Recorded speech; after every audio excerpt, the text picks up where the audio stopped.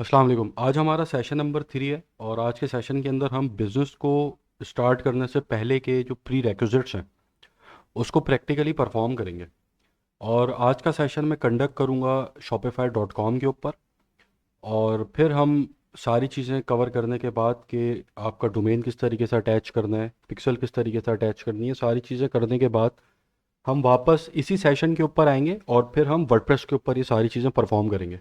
तो जिसको शॉपिफाई पे काम करना है उसका भी रोड मैप क्लियर हो जाएगा, और जिसको वर्डप्रेस पे काम करना है उसका भी रोड मैप क्लियर हो जाएगा कि उसको क्या प्री रिक्विजिट्स किस तरीके से परफॉर्म करने हैं फेसबुक पे एड्स चलाने से पहले।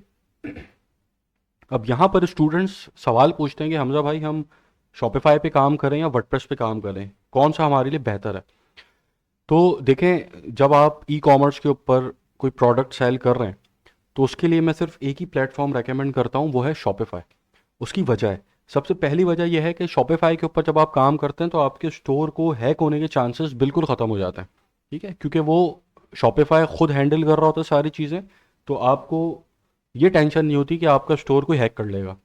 दूसरी चीज़ कि जब आपके स्टोर के ऊपर 10,000 अभी आपको महीने के विजिटर्स मिल रहे हैं, अब आपकी एक प्रोडक्ट है जो बहुत अच्छा बिक रही है, अब आप चाहते हैं कि आप उसको स्केल करें। अब आप स्केल करेंगे तो आप मार्केटिंग बजट बढ़ाएंगे, मार्केटिंग बजट बढ़ाएंगे तो लोग आपकी वेबसाइट पे ज़्यादा आएंगे। अब आपने स्केल किया 10,000 विजिटर से 1 लाख विजिटर के ऊपर आप चले गए, तो आपकी वेबसाइट बैठ जाएगी अगर आप वर्डप्रेस पे काम कर रहे हैं। उसके लिए फिर आपको बहुत कोई हैवी किस्म की होस्टिंग खरीदनी पड़ेगी, और अच्छी हैवी होस्टिंग खरीदने के लिए आपको इतना उसके ऊपर पैसा देना पड़ जाएगा कि आपको फिर शॉपिफाई बहुत सस्ता लगेगा। ठीक है।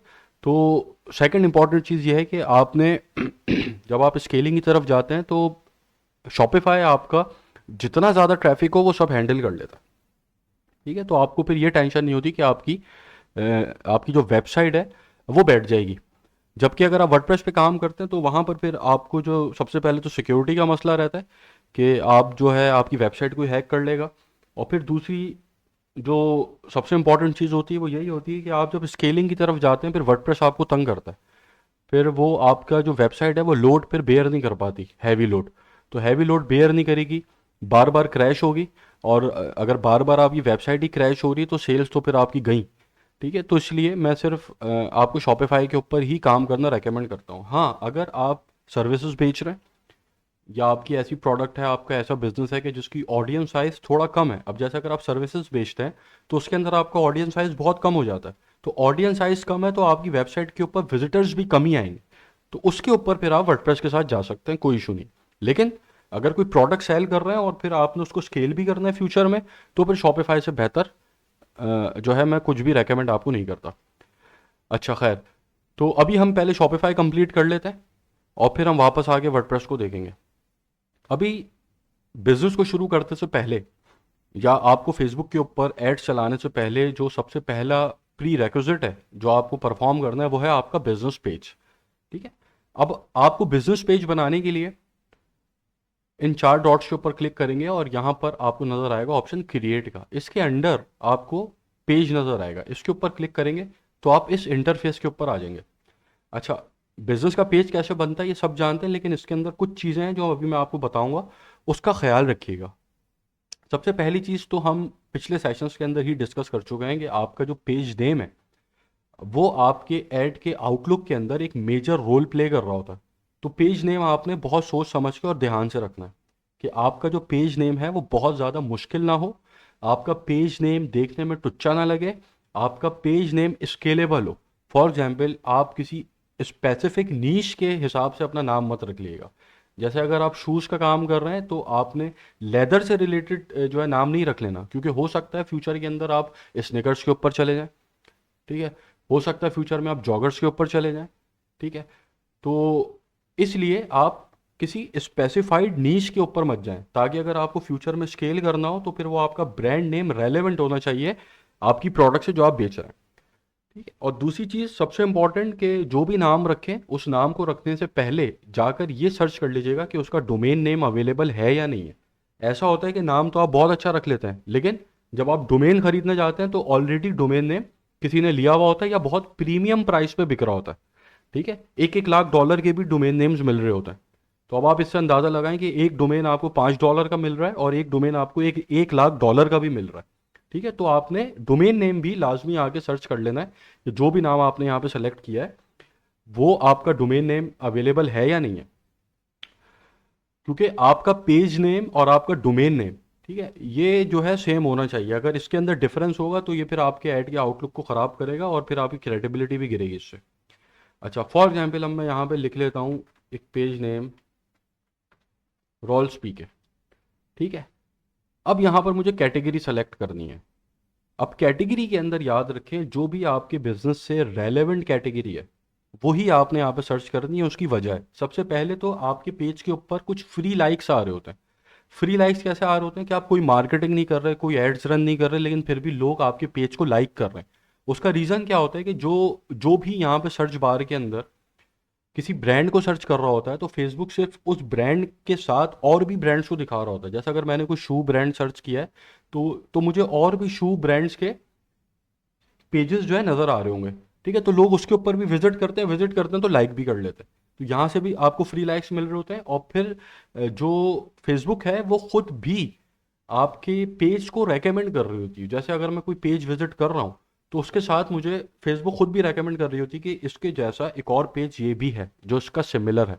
तो हो सकता है आपका इंटरेस्ट उसके अंदर भी हो। तो ऐसे रेकमेंडेशन भी चल रही होती है।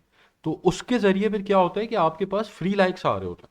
ठीक है, तो आपने अपनी कैटेगरी जो भी आपकी प्रोडक्ट है उससे रेलेवेंट कैटेगरी ही आपने सेलेक्ट करनी है। उसके बाद आ जाए बायो के अंदर। अच्छा, यहाँ पर ये आपकी कैटेगरी और आपका बायो, ये जब आप कोई चीज़ सर्च कर रहा होता है फेसबुक के उसके अंदर हेल्प आउट कर रहे होते हैं फेसबुक को कि वो आपके पेज को जो सर्च है उसके अंदर शो करा सके।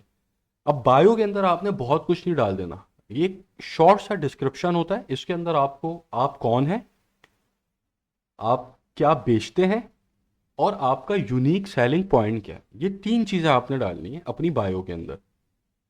ठीक है, यूनिक सेलिंग पॉइंट मतलब आपकी क्या खासियत है। अगर आप शूज़ का बिजनेस कर रहे हैं तो उसमें आपकी क्या खासियत है। अगर आप गैजेट्स बेच रहे हैं तो उसके अंदर आपकी क्या खासियत है, आपसे कोई क्यों खरीदे। ठीक है, यूएसपी आपने यहाँ पे अपनी डालनी है और फिर यहाँ पर जब आप क्रिएट के ऊपर क्लिक करेंगे तो ये आपका पेज बन जाएगा। ठीक है, तो आपका पेज बनने के बाद अब यहाँ पे फेसबुक आपसे बोलता है कि आप अपनी प्रोफाइल पिक्चर लगाएं, कवर फोटो लगाएं और ऐड का डिस्क्रिप्शन बताएं। ठीक है, तो ये वही बायो है इससे पहले वाले ऑप्शन के अंदर जो हम सर्च कर रहे थे, जहाँ पर आपको आप कौन है, आपकी प्रोडक्ट क्या है और आपका यूनिक सेलिंग पॉइंट क्या है। ठीक है, ये तीन चीज़ें आप अपने डिस्क्रिप्शन के अंदर लिखेंगे और आपकी कवर फोटो आप यहाँ पे लगा देंगे इसके ऊपर क्लिक करके। और इसके ऊपर क्लिक करके आप अपनी जो पिक्चर है, प्रोफाइल पिक्चर है, ब्रांड लोगो है, उसका आप इस्तेमाल करेंगे। ठीक है, उसके बाद आप नीचे आ जाएंगे, यहाँ पर आप अपने व्हाट्सएप नंबर को लिंक कर सकते हैं अगर आप चाहते हैं कि आपके जो कस्टमर्स हैं वो व्हाट्सएप के ऊपर आपसे कनेक्ट हो जाएं। तो यहाँ आप अपना जो व्हाट्सएप है उसको लिंक करेंगे, यहाँ आप अपना नंबर डालेंगे और फिर एक कोड जाएगा उसके ऊपर और आपका यहाँ पे व्हाट्सएप लिंक हो जाएगा। ठीक है, उसके बाद आप यहाँ अपनी वेबसाइट को लिंक करेंगे। ठीक है, जो आपका वेबसाइट का यूआरएल है वो आप यहाँ पे डालेंगे और फिर उसके बाद आप अपने बिजनेस आवर्स यहाँ डालेंगे। ठीक है, अब यहाँ बिजनेस आवर्स के अंदर अगर आपका बिजनेस ऐसा है जो फिजिकल भी है, कोई शॉप है आपकी या कोई ऑफिस के आवर्स आप यहाँ डालना चाहते हैं तो वो आप यहाँ पे डाल सकते हैं। वरना अगर आप ऑनलाइन बिजनेस कर रहे हैं तो आप ऑलवेज ओपन ही सेलेक्ट करेंगे। ठीक है, तो ये आपका ये आपकी पेज की कुछ सेटिंग हो गई और यहाँ पर ये आपको इनवाइट का ऑप्शन दे रहा है, जो आप इनवाइट कर सकते हैं लोगों को। ठीक है, अब यहाँ पर अब आप आ जाएं इस पेज के ऊपर, यहाँ आप अपना एड्रेस डाल सकते हैं। कॉन्टैक्ट इन्फो के अंदर अगर आपका कोई फिजिकल एड्रेस है तो आप यहाँ पे अपना फिजिकल एड्रेस डाल सकते हैं। ठीक है, आप यहाँ पर अपना सर्विस एरिया डाल सकते हैं, आप यहाँ अपना फ़ोन नंबर डाल सकते हैं, अपना ईमेल एड्रेस यहाँ डाल सकते हैं। ठीक है, या आपकी वेबसाइट आ गई या आपकी सोशल लिंक आ गया। उसके बाद यहाँ पर आवर्स मैंने आपको बता दिए हैं और यहाँ पर आपकी प्राइस रेंज आ गई जो कि मैं रेकमेंड नहीं करता कि आप यहाँ पे प्राइस रेंज डालें। सही है, तो ये आपके पेज की कुछ बेसिक सेटिंग्स हैं। उसके बाद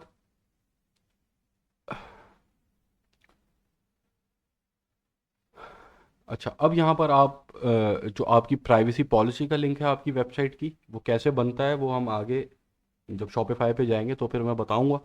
उसका लिंक आप यहाँ पे डाल सकते हैं। यहाँ पर आप जो है ऐड इम्प्रेसम जो है इसके अंदर आप अपनी लीगल इन्फॉर्मेशन आप यहाँ इम्प्रेसम के अंदर अगर डालना चाहें तो आप डाल सकते हैं, वरना कोई ज़रूरी नहीं है। कि आपकी जो कंपनी रजिस्ट्रेशन नंबर है वो क्या है, आपका एनटीएन नंबर क्या है, आपका टैक्स नंबर क्या है, ये सारी चीज़ें आप यहाँ पे डालेंगे। ठीक है। उसके बाद डिटेल्स अबाउट यू, इसके अंदर आप अपने पेज नेम को, जो आपने नाम रखा है, प्रोनाउंस कैसे कर रहे हैं वो आप यहाँ पे फेसबुक को बता सकते हैं। जैसे रॉल्स है, रोल्स है, रॉल्स है। ठीक है, तो यहाँ पर आप इसको टिक कर सकते हैं कि भाई मेरी जो प्रोनाउंसिएशन है यहाँ पे सुन के उसको सही प्रोनाउंसिएशन को आप यहाँ पे डाल सकते हैं। ठीक है। उसके बाद आपके लाइफ इवेंट्स हैं, ये आपका आपका कोई अभी काम नहीं है इसके ऊपर, तो आप इसको ऐसे ही छोड़ देंगे। ठीक है, तो ये कुछ इसकी बेसिक सेटिंग्स है जो आपने अपने पेज के ऊपर करनी है।